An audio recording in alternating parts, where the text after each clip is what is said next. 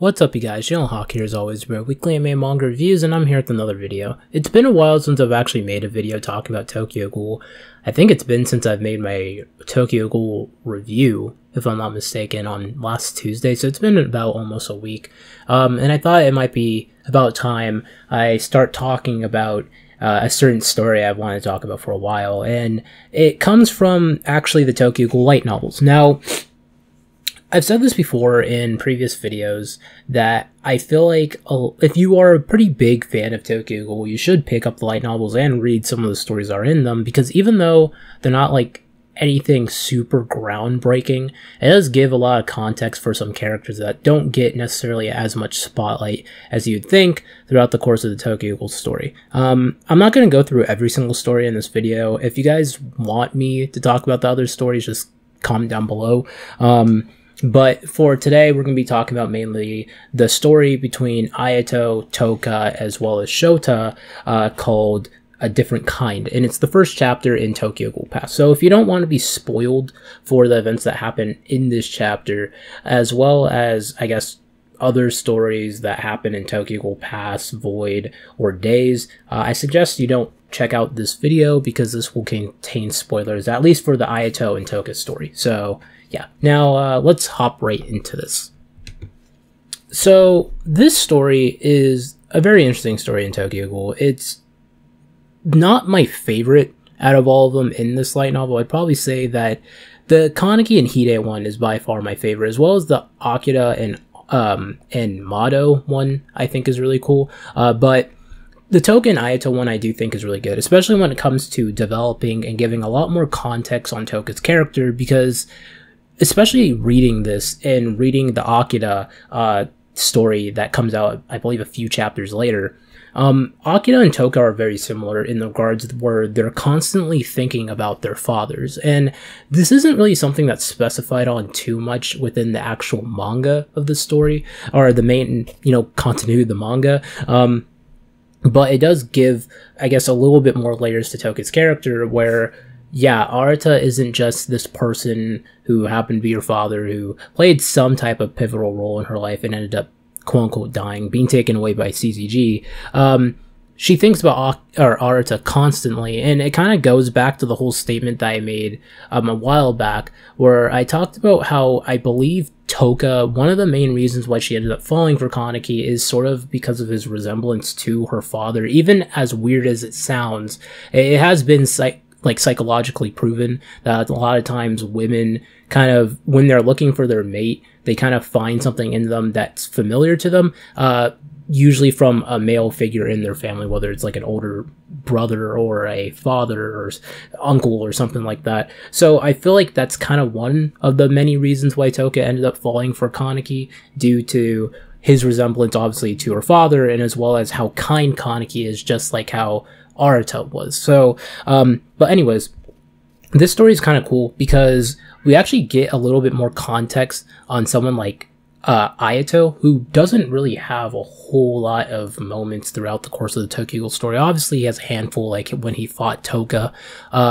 back in the Aogiri Tree arc, as well as him saving Kaneki at the very end of the story. But Ayato does have some spotlight here when it comes to his relationship with Touka before, obviously, the main story of Tokyo Ghoul, because this story takes place, we don't get a specified time, but we know that it takes place before Touka goes to high school, which I don't really think we got a actual legitimate time when Touka went into high school, whether it was midway through her years, whether it was her second year or something, or it was in her first year. So I would assume that Touka's age here is probably about 15 or 16 years old, meaning that it either takes place about 1 or 2 years prior to the main Tokyo Ghoul story.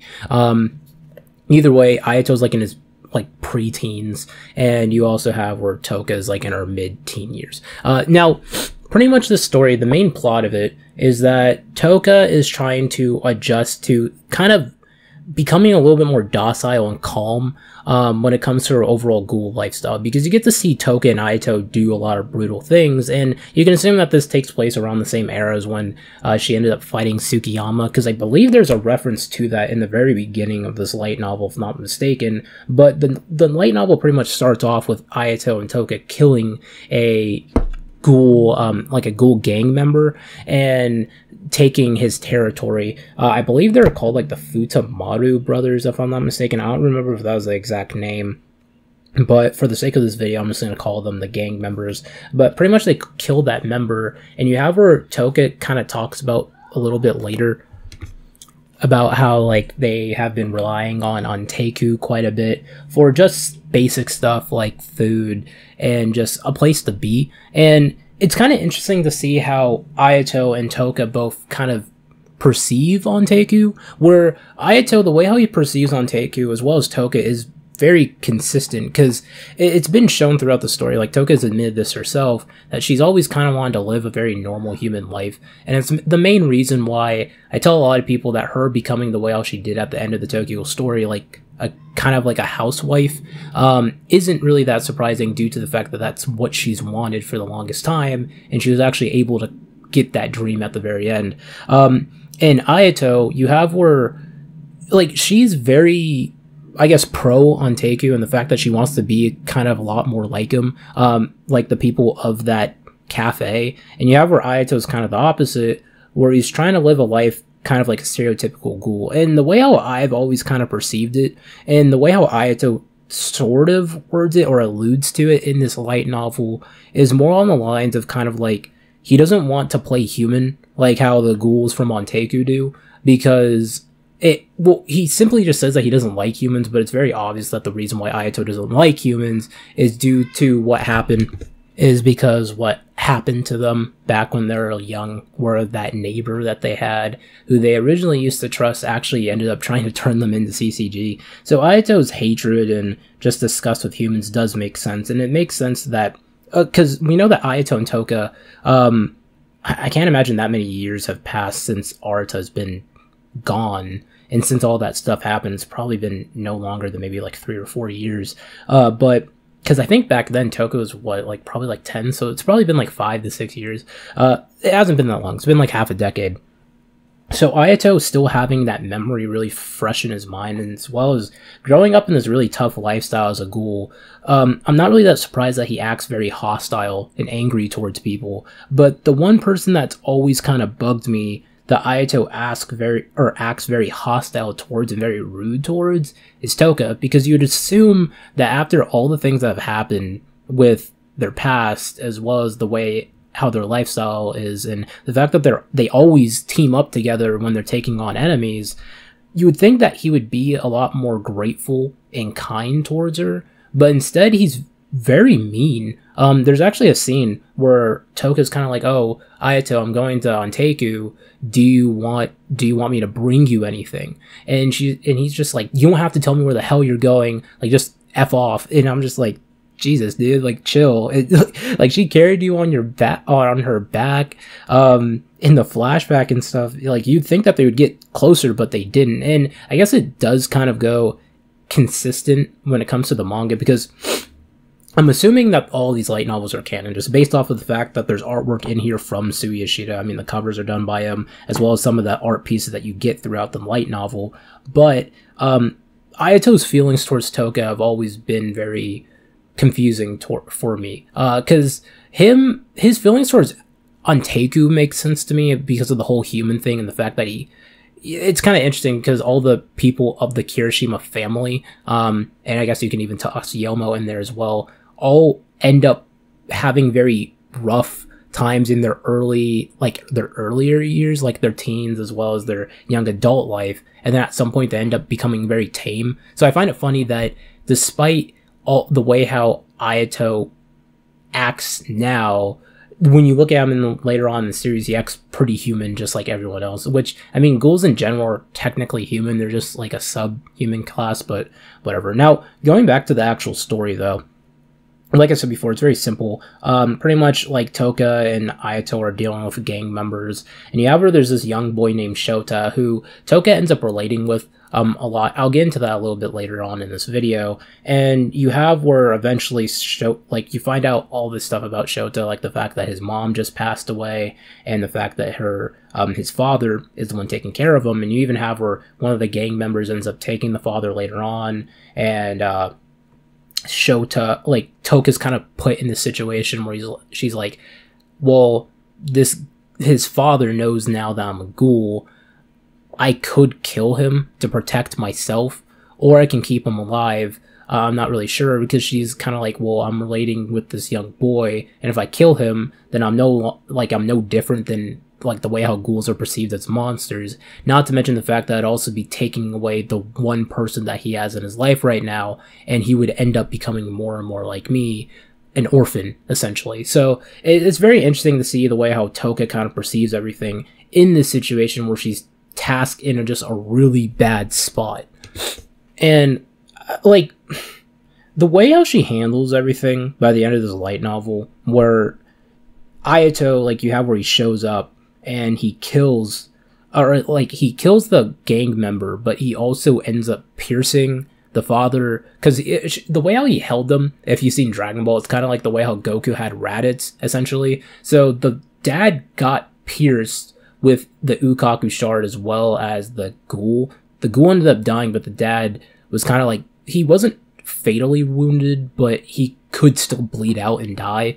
And it was just like a really interesting scene, because you have where Touka's really like stuck in the situation where like the boy's like running around like crying, like looking for his dad, and you have where Touka's like standing here right in front of him and is like, oh well, I can save his life, but if I do, there's a good chance that he's gonna rat out that I'm a ghoul, or I can kill him and protect myself, but I would be leaving this child as an orphan, and that wouldn't really be much different than what CCG did to us. So it's just very interesting the way how Touka kind of is sort of on this really weird scale when it comes to her humanity, where she's kind of tipping on both sides, and she's kind of contemplating both decisions, where she knows something that is indeed morally right, unlike Ayato, where he's just kind of like, I don't like humans in general, so him dying here doesn't mean anything to me.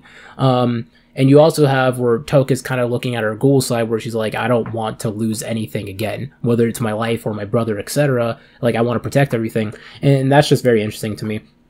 As well as, even though Touka acts kind of like a tsundere, she does care about her brother a lot. And you even see this in this chapter, when there's a scene where Touka is told by Yomo and Yoshimura that Ayato's taken by like these gang members, and you have where Touka immediately rushes out. But it's very interesting to see the dynamic between Touka and Yomo, because even though it's not played upon too much in this chapter, we do get a little bit of context where we know that Yomo didn't tell Touka or Ayato his relation to them, at least for a while, and we don't really know necessarily when Touka found out, but you can assume it's probably at some point during the time skip between part 1 and Re, I'm assuming. But you have where Touka kind of talks about here how Yomo makes her feel very uneasy, and the way how he presents himself is very, very tense.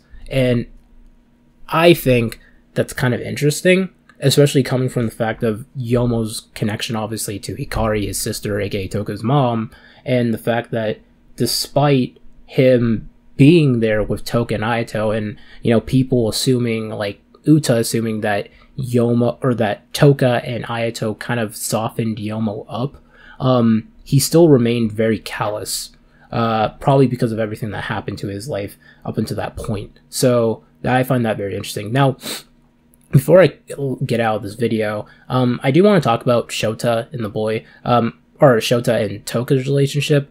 I really do like the fact that this young child really does humanize Touka, and kind of sets up the fact that Touka is very good with kids. I mean, we see that in Re, in that scene where she is with all the children and she has all of them hug Akira, as well as the scene of when, or like, you see the way how she talks to Ichika. I mean, Touka being set up to have like this kind of maternal instinct, this innate maternal instinct, I think is really cool, as well as her connection to Hinami as well, kind of showcases that. And I like that even though initially Touka's kind of a little bit off put by the kid because it's a human child, she does decide to stay with him and wait until his father ends up showing up and he's actually in safe care. So it's really cool to see where Touka's like humanity is actually being shown in this chapter, as well as the way how Touka, when she learns more and more about this child, the more and more depressed that she ends up feeling, especially seeing how similar this child is to herself. And I remember a lot of people were saying